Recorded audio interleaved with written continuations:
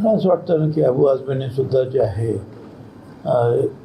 हे आपापसात कटुता निर्माण होईल अशी वक्तव्य करणं हे टाळलं पाहिजे.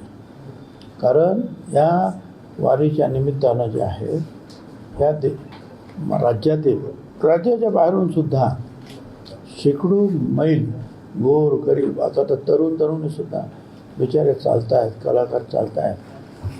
तर एकत्र येण्याची ही एक प्रक्रिया आहे. याच्यामध्ये जातीवाद नसतो, याच्यामध्ये धर्मवादसुद्धा नसतो.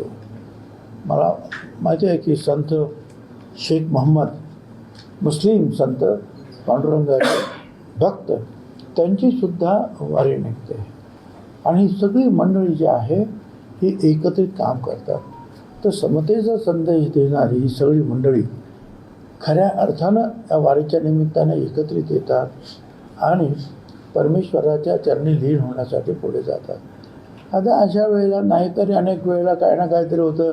रस्ते अडले जातात, कुठे झाड पडलं, कुठे ब्रिज पडला, कुठे गाडी उलटी झाली, काय झालं, होतो ना त्रास.